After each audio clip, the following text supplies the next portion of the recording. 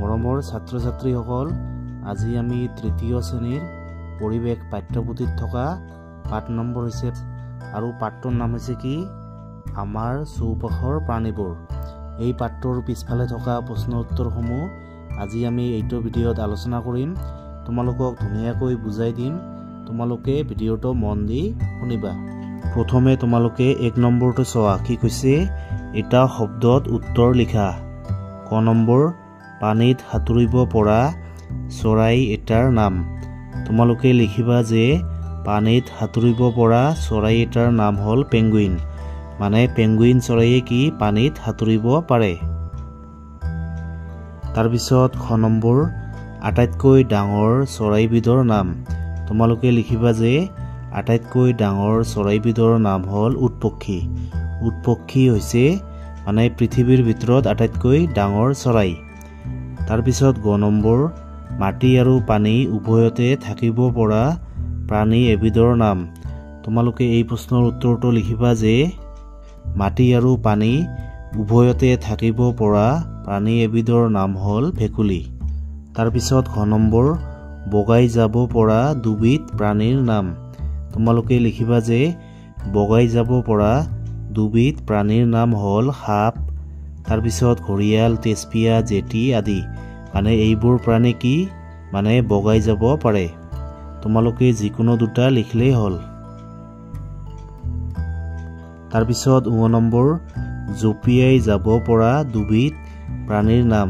তোমালোকে লিখিবা যে জঁপিয়াই যাব পৰা দুবিধ প্ৰাণীৰ নাম হ'ল ভেকুলী, তাৰপিছত শহাপহু, তাৰপিছত ঘনচিৰিকা আদি। মানে এইবিলাক প্ৰাণী কি জঁপিয়াই যাব পাৰে। তাৰপিছত 2 নম্বৰ খালী ঠাই পূৰ কৰা। ক নম্বৰ চৰাইৰ দেহ ফোপোলা হোৱাৰ বাবে দেহটো দেশ। তোমালোকে খালী ঠাইত লিখিবা যে চৰাইৰ হাড়বোৰ ফোপোলা হোৱাৰ বাবে দেহটো পাতল। তাৰপিছত খ নম্বৰ পানীত থাকে বাবে মাছ এবিধ দেশ প্ৰাণী। তোমালোকে লিখিবা যে পানীত থাকে বাবে মাছ এবিধ কি প্ৰাণী জলচৰ প্ৰাণী। মানে যিবিলাক প্ৰাণী জলত থাকে বা পানীত থাকে সেইবিলাক হৈছে কি জলচৰ প্ৰাণী। তাৰপিছত গ নম্বৰ উই পৰুৱাই মাটিৰে দেশ সাজি থাকে। তোমালোকে খালী ঠাইত লিখিবা যে উই পৰুৱাই মাটিৰে মানে উই হাপলু সাজি থাকে।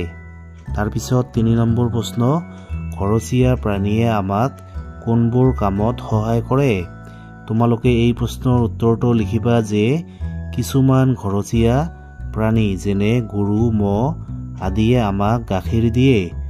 গৰু, ম'হ আদিৰে আমি হালো বাওঁ।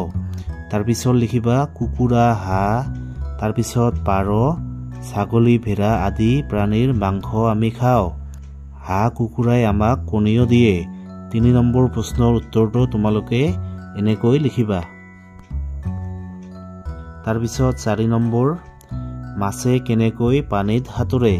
তোমালোকে এই প্ৰশ্নৰ উত্তৰটো লিখিবা যে মাছে দেহৰ দুয়োকাষে থকা ফান আৰু পিছফালে থকা ফিচাৰ সহায়ত পানীত সাঁতোৰে। তাৰপিছত 5 নম্বৰ প্ৰশ্ন ছবিত দেখুওৱা প্ৰাণীবোৰৰ নাম আৰু সেইবোৰ ক'ত থাকে লিখা। প্ৰথমে এইটো হৈছে কি মাছ। মাছ ক'ত থাকে পানীত থাকে। তাৰপিছত এইটো হৈছে কুমটি। কুমটি ক'ত থাকে মাটিত গাঁত কৰি থাকে। তাৰপিছত শহাপহু ক'ত থাকে গাঁতত থাকে। তাৰপিছত 6 নম্বৰ প্ৰশ্ন কি কৈছে শব্দ শৃংখলটোত থকা ঘৰচীয়া প্ৰাণীবোৰ বাছি উলিয়াই ও চিনেৰে ঘেৰি দিয়া। এইটো হৈছে মেকুৰী। তাৰপিছত এইটো হৈছে পাৰ, এইটো ম'হ, তাৰপিছত ছাগলী, এইটো হৈছে হাঁহ, ইয়াত কি হ'ব কুকুৰা। তোমালোকে এইটো এনেকৈ ঘেৰি দিবা।